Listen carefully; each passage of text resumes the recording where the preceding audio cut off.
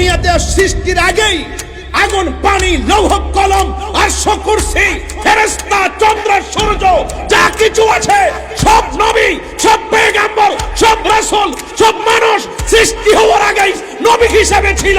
দুনিয়াতে এসেছেন নবী হিসেবে এসেছেন। কিয়ামত তক নবীর নবুয়ত আগেও ছিল, দুনিয়াতে থাকা অবস্থায় ছিল, কিয়ামত পর্যন্ত থাকবে।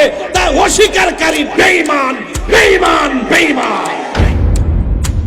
তাহলে কোন বক্তব্যটি সত্য? আদম আলাইহিস সালাতু ওয়াস সালাম তিনি জীবন প্রাপ্ত হওয়ার পূর্বেই রাসূল ইসলাম নবী, সহিহ সনদে উল্লেখিত হয়েছে। উনি নবী হয়েছেন কত বয়সে? 40 বছর বয়সে। 40 বছর পর্যন্ত উনি নিজে তো নবী ছিলেন না, উনি নবী হয়েছেন তারপরে। তাহলে 40 বছর পর্যন্ত নবী হওয়ার আগে তার ধর্ম কি ছিল? এই কথা সত্য। রাসূলুল্লাহ সাল্লাল্লাহু আলাইহি ওয়াসাল্লাম তিনি 40 বছর বয়সে তিনি নবুয়ত প্রাপ্ত হয়েছেন। ফলে এই যে একটা ডিবেট আমরা দেখতে পাই, এই ডিবেটের মূল সারাংশ উভয় পক্ষই তাদের কথাটি সত্য। আসসালামু আলাইকুম ওয়া রাহমাতুল্লাহি ওয়া বারাকাতুহু। আলহামদুলিল্লাহ ওয়াসসালাতু ওয়াসসালামু আলা রাসূলিল্লাহ ওয়া আলা আলিহি ওয়া সাহবিহি ওয়া মাওয়ালা, আম্মা বা'দ। আমরা জানি যে ইদানিং অত্যন্ত বিতর্ক তৈরি হয়েছে একটি ইস্যুকে কেন্দ্র করে, তা হলো রাসূলুল্লাহ সাল্লাল্লাহু আলাইহি ওয়াসাল্লাম কবে থেকে নবী হয়েছেন। এই প্রশ্নে আমরা দেখতে পাই যে কেউ কেউ এই প্রশ্নটিকে নিয়ে এমনভাবে আলোচনা করছেন যেন এইটি আমাদের একমাত্র আলোচ্য বিষয়, এর বাইরে আর কোনো আলোচ্য বিষয় নাই। এবং এর উপর ভিত্তি করে আমরা দেখতে পাই যে মানুষ বা সাধারণ মানুষ এবং আলেমরাও তারা দুটো ভাগে তারা বিভক্ত হয়ে তারা বিভিন্ন ধরনের কথাবার্তা বলছেন। আমরা বলবো যে কেউ কেউ বলছেন যে রাসূলুল্লাহ সাল্লাল্লাহু আলাইহি ওয়াসাল্লাম তিনি একেবারে সৃষ্টির শুরু থেকেই তিনি নবী। আবার এই আলোচনা আছে যে রাসূলুল্লাহ সাল্লাল্লাহু আলাইহি ওয়াসাল্লাম 40 বছর বয়সে তিনি নবুয়ত পেয়েছেন। তাহলে কোন বক্তব্যটি সত্য? আমরা আসলে বলি যে দুটো বক্তব্যই সত্য। অতএব যিনি বলেছেন রাসূলুল্লাহ সাল্লাল্লাহু আলাইহি ওয়াসাল্লাম 40 বছরে তিনি নবুয়ত প্রাপ্ত হয়েছেন, এই বক্তব্য যেমনিভাবে সত্য, ঠিক তেমনিভাবে ওই বক্তব্য সত্য যে রাসূলুল্লাহ সাল্লাল্লাহু আলাইহি ওয়াসাল্লাম তিনি একেবারে আদম আলাইহিস সালাতু ওয়াস সালামকে যখন রূহ তার শরীরে ফুৎকার দিয়ে দেয়া হয়নি, তার আগ থেকেই রাসূলুল্লাহ সাল্লাল্লাহু আলাইহি ওয়াসাল্লাম নবী। এবং এই দুটো বক্তব্যই সাধারণভাবে সত্য, কিন্তু আমরা কেউ কেউ এই দুটো বক্তব্যকে একটা প্রান্তিকতায় নিয়ে সত্যিকার অর্থে আমরা দেখি যে এটি একটি জটিলতায় পড়ে গিয়েছে। তো সেক্ষেত্রে আমরা বলবো মূল বক্তব্যটি যা হওয়া উচিত, বা মূল বক্তব্যটি উভয় পক্ষই তারা সত্যই বলেছেন, কিন্তু উভয় পক্ষ এর বক্তব্যকে একসাথে মিলিয়ে আমরা যে কথাটি বলতে চাই তা হলো রাসূলুল্লাহ সাল্লাল্লাহু আলাইহি ওয়াসাল্লাম তিনি আদম আলাইহিস সালাতু ওয়াস সালাম এর পূর্বেও, বা আদম আলাইহিস সালাতু ওয়াস সালাম তিনি জীবন প্রাপ্ত হওয়ার পূর্বেই রাসূল ইসলাম নবী। এবং এটি আমরা জানি যে হাদিসটি ইমাম হাকিম তিনি তার মুস্তাদরাকে উল্লেখ করেছেন এবং সহিহ সনদে উল্লেখিত হয়েছে। রাসূলুল্লাহ সাল্লাল্লাহু আলাইহি ওয়াসাল্লামকে যখন প্রশ্ন করা হলো মাতা ওয়াজাবাত লাকা নবুওয়া, অথবা মাতা কুনতা নাবিয়ান, আপনি কখন থেকে নবী ছিলেন ইয়া রাসূলুল্লাহ, তাকে যখন প্রশ্ন করা হলো তখন তিনি বলেছেন আনা নাবিয়ুন ওয়া আদামু, আমি নবী ওয়া আদম বাইনাল জাসাদি ওয়ার রূহি। যখন আদম আলাইহিস সালাতু ওয়াস সালাম তিনি তার শরীর তৈরি হয়েছে, রূহ এখনো তার শরীরে ফুৎকার দিয়ে দেয়া হয়নি, অর্থাৎ রূহ তার শরীরে প্রবেশ করানো হয়নি, তখন থেকে আমি নবী। রাসূলুল্লাহ সাল্লাল্লাহু আলাইহি ওয়াসাল্লাম তখন থেকে নবী, এ কথা এতটা সত্য যে রাসূলুল্লাহ সাল্লাল্লাহু আলাইহি ওয়াসাল্লাম তিনি এই সহিহ হাদিসে তো বর্ণনা আছেই।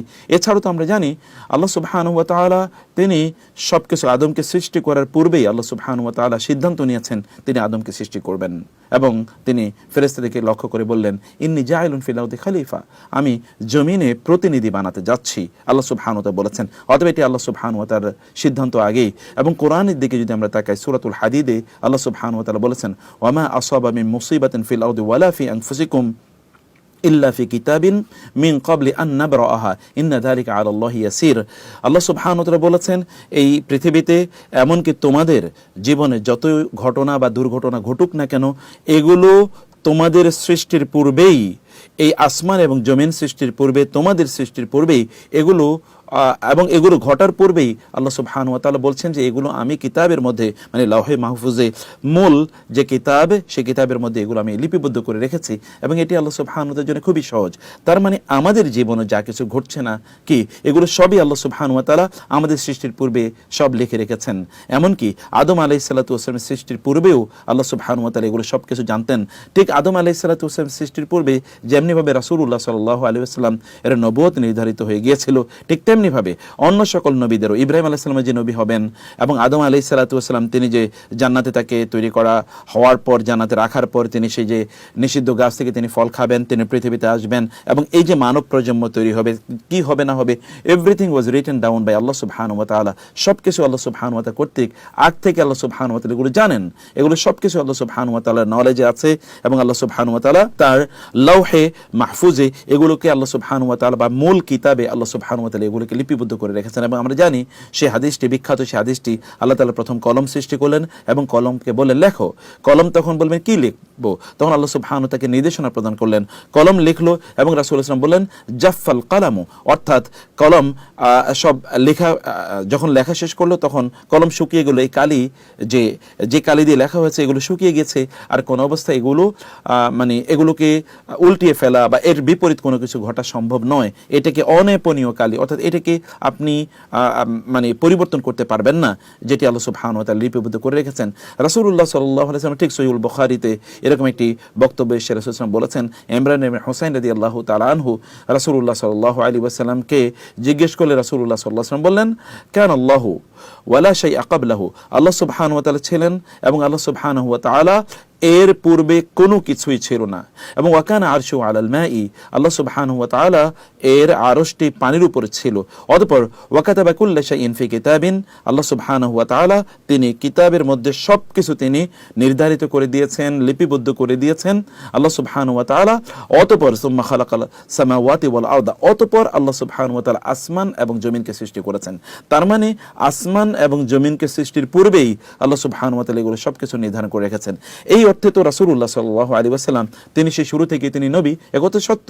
যেমনিভাবে অন্যান্য নবীরাও নবী এবং আপনাদের জীবনে যে সকল ঘটনাগুলো ঘটবে এটিও কিন্তু রাসূলুল্লাহ সাল্লাল্লাহু আলাইহি ওয়াসাল্লাম তিনি পূর্ব থেকে যেমনিভাবে নবী হিসেবে নির্ধারিত, আপনাদের জীবনেও সবকিছু এগুলো পূর্ব থেকে নির্ধারিত, বা এটাই কিন্তু আমাদের তাকদীরের প্রতি আমাদের ঈমান বা তাকদীরের প্রতি আমাদের বিশ্বাসের অংশ।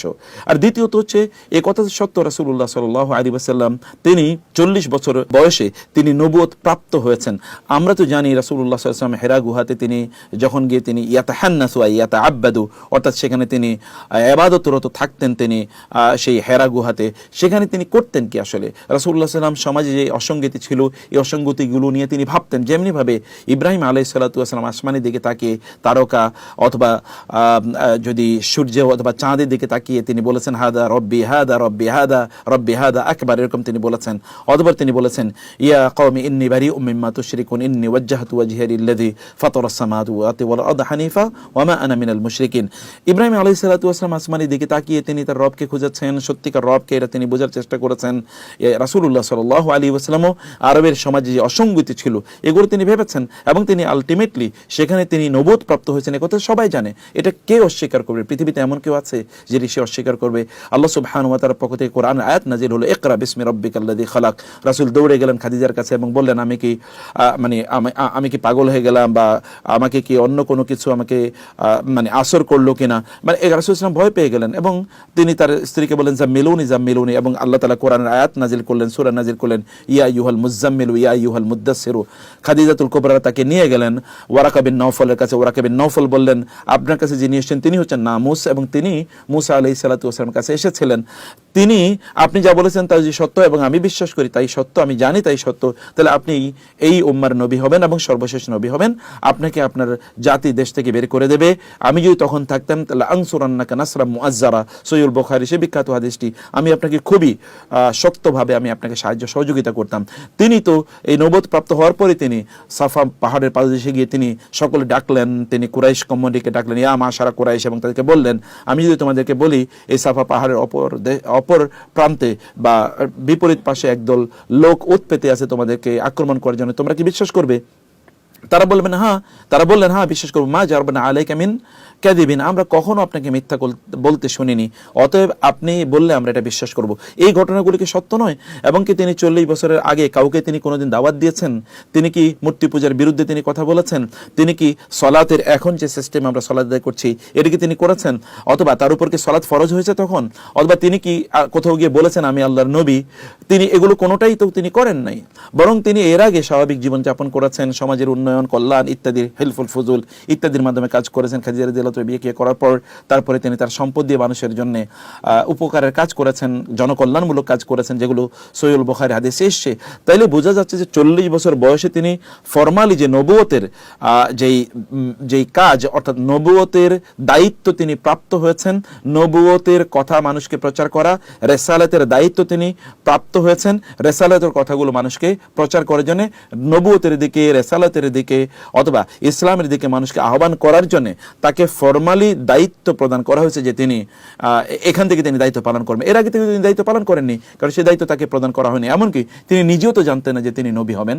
এরকম কি তিনি কোনোদিন দাবি করেছেন তিনি নবী হবেন? এরকম কোনো প্রমাণ আছে? এমনকি বাহিরের যে ঘটনাটি আমরা জানি, 12 বছর বয়সে যখন তিনি সিরিয়াতে গিয়েছিলেন তার চাচার সাথে, সেই ঘটনাটি যদিও আমরা যদি সনদগত বিশ্লেষণ করি সেখানে ত্রুটি আছে বা সেখানে দুর্বলতা আছে বটে, সেটাকে যদি আমরা ধরেও নেই, তাও তো রাসূলুল্লাহ সাল্লাল্লাহু আলাইহি ওয়াসাল্লাম অথবা আরবের কোনো লোকেরা, এমনকি তার চাচা, এমনকি তার আত্মীয় স্বজন কেউ তো দাবি করেনি যে না তিনি নবী হবেন, এ কথা কেউ বলেনি। তো ফলে তিনি নিজেও জানতেন না, অথবা তার আত্মীয় স্বজন, তার চাচাও জানতেন না যে তিনি নবী হবেন।